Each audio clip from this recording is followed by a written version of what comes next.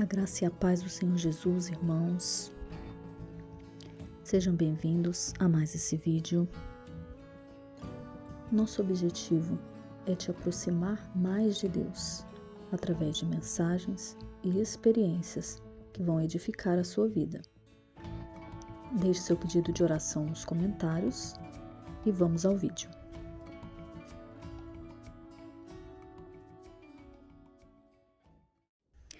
Nessa semana, nós estaremos começando uma nova série de palavras sobre o fruto do Espírito. O Espírito Santo colocou no meu coração para eu trazer essa mensagem para os irmãos.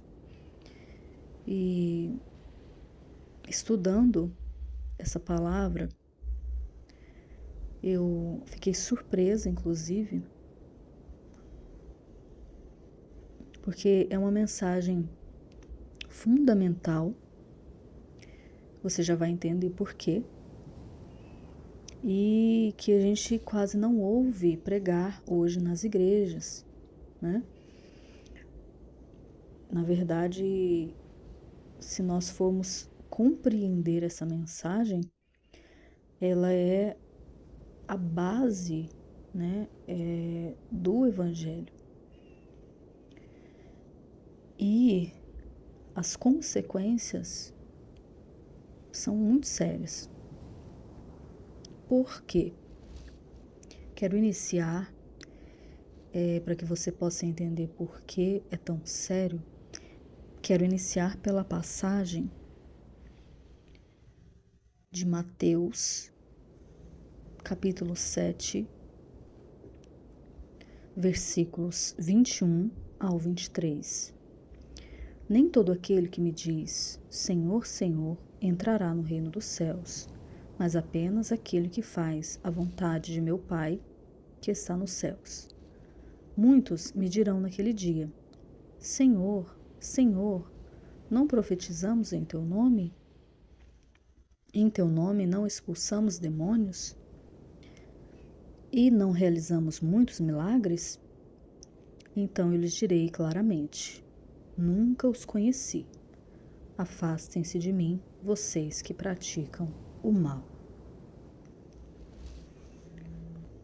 Em Romanos 8,14, a palavra também diz, os filhos de Deus são guiados pelo Espírito de Deus.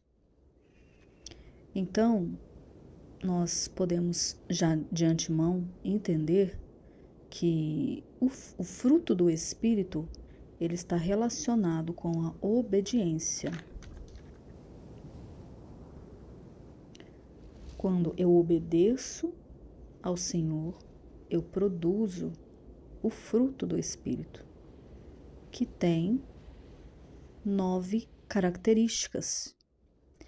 A primeira delas é o amor, né? Por quê? Porque a base do Evangelho é o amor. Amar primeiramente o Senhor, de todo o seu coração, de toda a sua mente, de todo o seu entendimento, de todas as suas forças, e ao teu próximo como a si mesmo. Então, sem o amor, como a própria palavra de Deus fala, né? Nada seremos. Tudo vai passar, mas o amor não.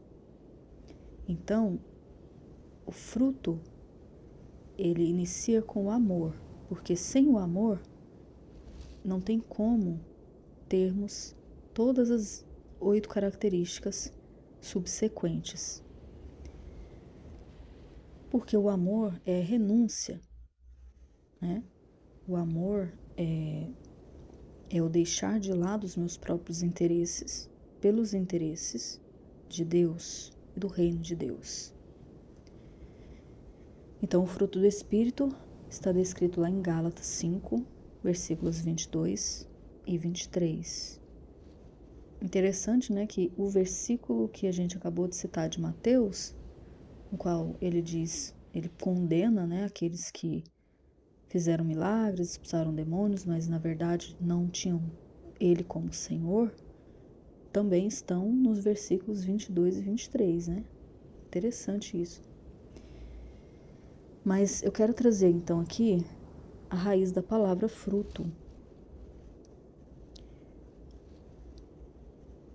Em hebraico, fruto é peri.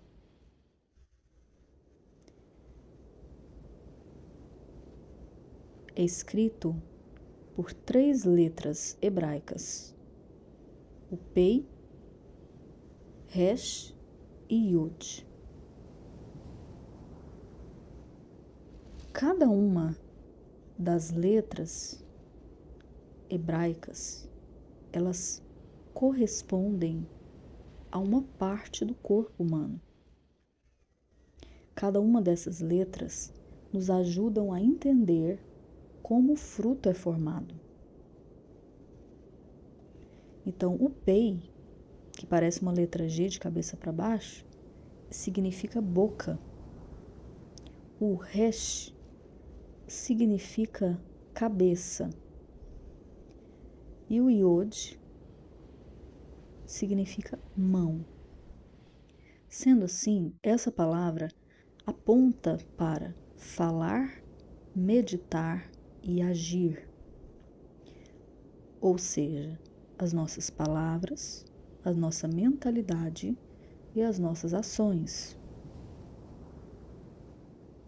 O povo judeu tem a Torá, né, que são o Pentateuco, os 5 primeiros livros ali de Moisés, escritos por Moisés, e tem a Tanar, que é a Bíblia completa, né? Todo o Antigo Testamento completo.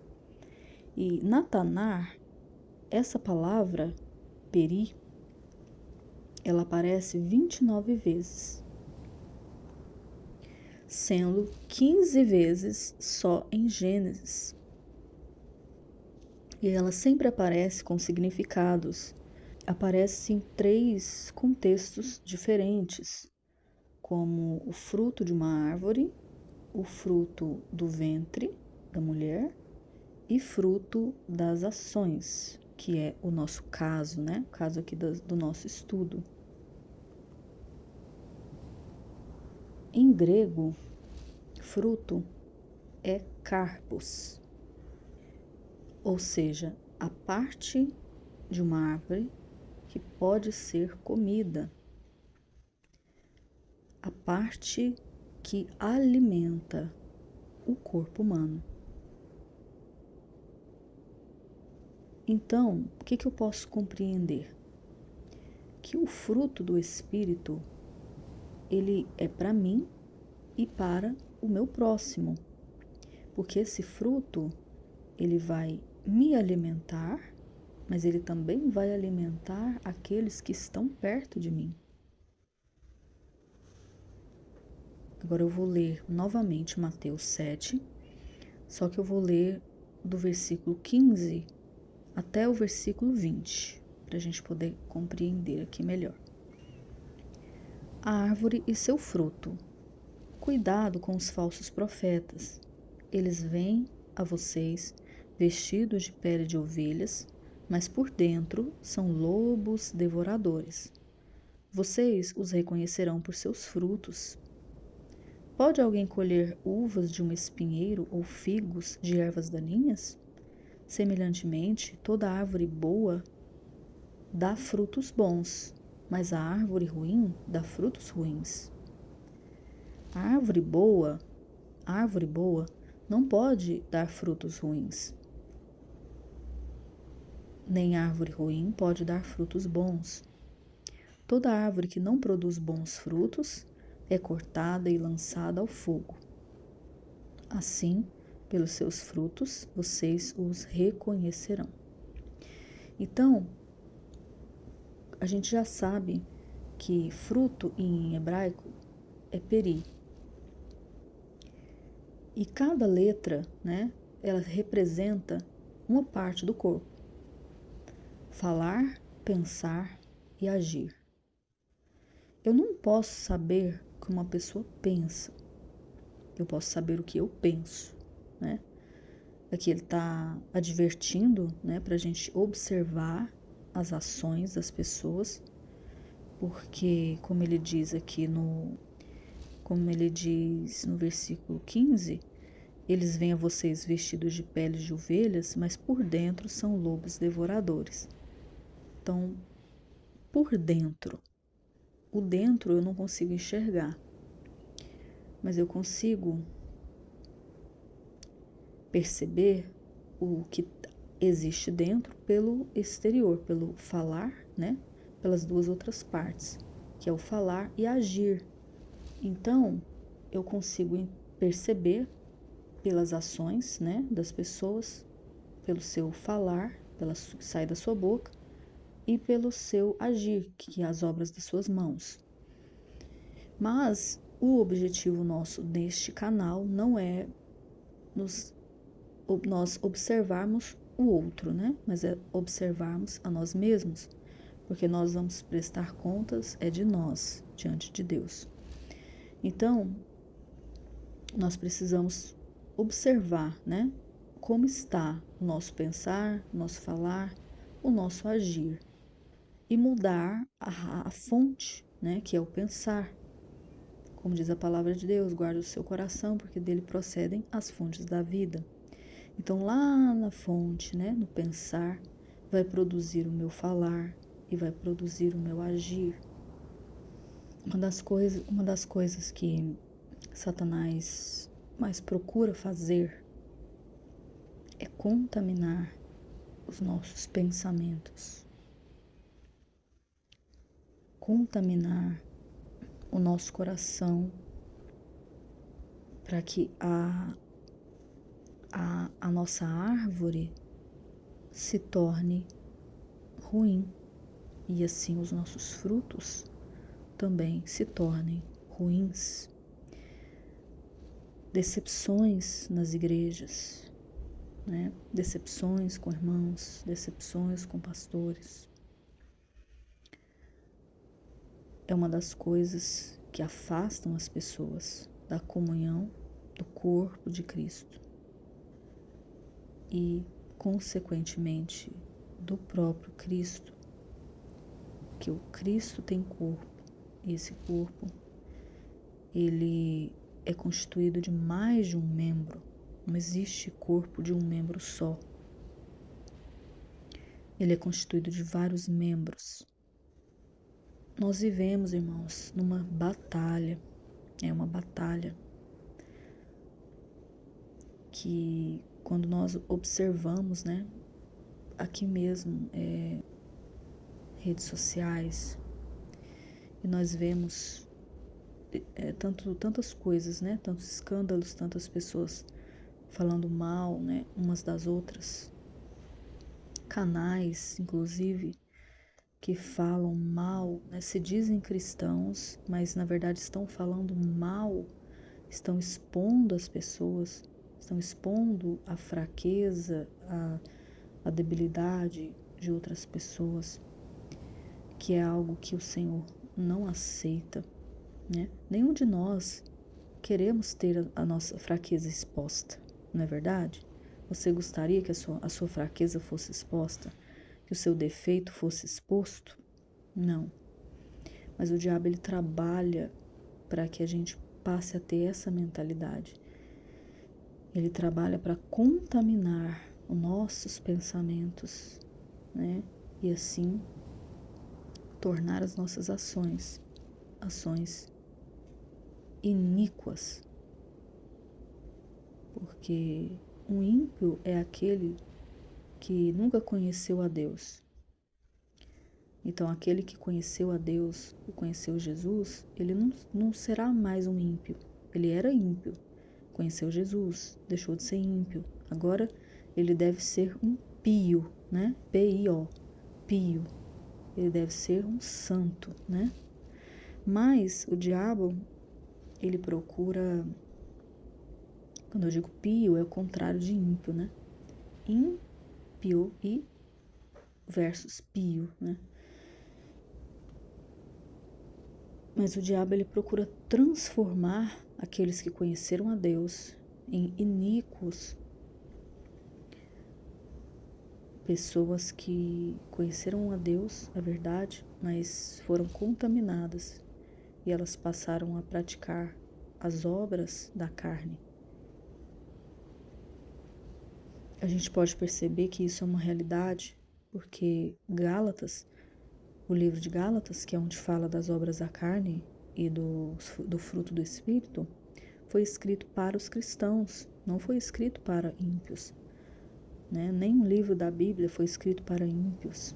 Todos foram escritos para os pios, os santos, né? Os que conhecem a Deus. Porque um ímpio, ele nem vai entender nada. Ele nem vai conseguir entender. Então, ele foi escrito para os crentes, os cristãos. Então, nós temos que tomar muito cuidado. Muito, muito cuidado mesmo, né? Vigiarmos e lutarmos, né? Porque é uma batalha espiritual que a gente vive. Lá em Salmo 34:14, na minha versão aqui NVI, está escrito: afaste-se do mal e faça o bem. Busque a paz com perseverança. Em Mateus 5:9 está escrito: bem-aventurados os pacificadores, pois serão chamados filhos de Deus. Em Efésios 4:3, façam todo o esforço para conservar a unidade do Espírito pelo vínculo da paz. E Tiago 3:18, ora, o fruto da justiça semeia-se na paz para os que exercitam a paz. Então, olhando, né, fazendo aí um panorama da realidade que nós vivemos hoje na igreja, consegue perceber que o que o diabo tenta roubar é justamente a paz? Porque em Salmo, no Salmo que a gente acabou de ler, está dizendo: busque a paz com perseverança. Antes, né, diz: afaste-se do mal e faça o bem. Busque a paz com perseverança. Então, eu faço o bem quando eu busco a paz. Eu não busco aquilo que é meu próprio interesse. É como está escrito lá em 1 Coríntios 13, né? Fala que o amor é paciente, é benigno, não busca seus próprios interesses. Esse aqui é o retrato do amor. O amor, a justiça, a paz. Todos esses estão interligados. Para que eu faça o bem, eu preciso buscar a paz e não a discórdia e não a facção, né? E o que o inimigo tem feito no meio da igreja hoje é levantar uns contra os outros, sempre levantando uns contra os outros. Ou é por meio da crítica, né, das palavras, ou é por meio de escritos, né, nas redes sociais, ou é no convívio da igreja. É o que ele sempre tenta fazer, levantar uns contra os outros. Mas o nosso objetivo é sempre procurar o nosso próprio crescimento, o meu próprio crescimento. Eu tenho que buscar o meu próprio crescimento, porque eu vou prestar contas a Deus de mim mesma. Você tem que buscar o seu próprio crescimento, porque você vai prestar contas de você mesmo. Quando chegar diante de Deus, Ele vai perguntar primeiro de você. Então, se na igreja que você congrega tem essas coisas, não se aproxime delas. se afaste delas e fique em oração, né? Nós não podemos degladiar, medir forças. O fulano falou de mim, então eu vou brigar pela minha reputação, eu vou brigar pela verdade, porque o diabo já tentou colocar isso no meu coração. Mentiras, né, que foram faladas, fofocas a meu respeito, coisas que não são verdade, e aquela mágoa, aquela tristeza no meu coração gerou em mim o quê? Um desejo de retribuir, um desejo de ir contra aquelas pessoas e me defender. Mas Jesus nunca se defendeu. Jesus não se defendia. O reino de Deus, ele é justiça, paz e alegria. Então, a justiça, o que é a justiça? Lá em Mateus 6,33, está aquele versículo que a gente conhece muito, né? Buscar em primeiro lugar o reino de Deus e a sua justiça. Então, o que é a justiça? A justiça, ela está ligada com a paz. Tiago 3,18, que nós lemos. Ora, o fruto da justiça semeia-se na paz, para os que exercitam a paz. Então, o seu objetivo é ser um justo. Mas como você será um justo diante de Deus se você não pratica a justiça? E como praticar a justiça? Uma das formas de se praticar a justiça é exercitando a paz, tendo a paz como o seu alvo. Esse estudo, irmãos, é fundamental. Se você ama Jesus, né? Eu tenho certeza que você ama.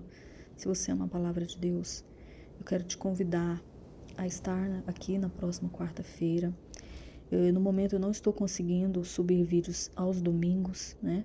Como eu coloquei lá no perfil do canal, mas eu pretendo logo voltar a subir vídeos aos domingos também. Por enquanto, eu estarei trabalhando às quartas-feiras, né, com vocês, as palavras, mas eu quero te convidar a participar dessa série de mensagens. Então, nós estaremos trabalhando essa série de mensagens como campanha também, em forma de campanha. Por quê? Porque nós estaremos orando, né? Buscando isso de Deus. Nós estaremos não só ouvindo a palavra, mas também orando ao Senhor e pedindo para Ele, para que nós possamos desenvolver em nós, né? Na nossa mente, né? No nosso pensamento, no nosso falar e no nosso agir, o fruto do Espírito. Eu vou finalizar por aqui na próxima quarta-feira, então eu vou dar continuidade aqui a essa explicação para que a gente possa entrar nas características do fruto do Espírito, que é amor, alegria, paz, longanimidade, benignidade, bondade, fidelidade, mansidão, domínio próprio. Eu vou encerrar por aqui para o vídeo não ficar muito longo, né? Mas em nome de Jesus, se o Senhor permitir, a gente vai dar continuidade. Vamos orar. Senhor Jesus, nós te louvamos, nós te agradecemos, nós te bendizemos, Senhor, por essa palavra. Obrigado, Deus Santo, porque o Senhor nos permite, Pai, aprendermos, ouvirmos, Senhor, a Tua verdade. Senhor, que a Tua verdade venha fazer morada em nossos corações. Pai, que a Tua verdade venha mudar, Senhor, o nosso interior. Muda, Pai, o nosso interior, Senhor. Transforma o nosso interior. Nós queremos abrir diante de Ti, Pai, essa campanha. Nós teremos 12 semanas na qual nós estaremos abordando o tema, o fruto do Espírito, que nós já vimos aqui, que é tão importante para as nossas vidas espirituais. E nós te pedimos que durante essas 12 semanas o Senhor esteja trabalhando, Pai, em nossos corações. Amado Espírito Santo, nós abrimos nossos corações para Ti. Te pedimos, Senhor, que o Senhor esteja trabalhando em nossos corações. Em nome de Jesus, venha nos libertar de tudo aquilo que é carne, Senhor. Venha nos libertar de tudo aquilo que é carnal, de tudo aquilo que não te agrada. Venha nos libertar, meu Deus. Venha curar, Senhor, a raiz dos nossos corações. Venha curar-nos, ó Deus, para que nós possamos produzirmos bons frutos para Ti, Senhor. E naquele grande dia, nós sejamos reconhecidos por Ti como árvores que deram bons frutos. Em nome de Jesus, nós te louvamos e te agradecemos. Amém. Deus abençoe sua vida e até a próxima, se Deus quiser.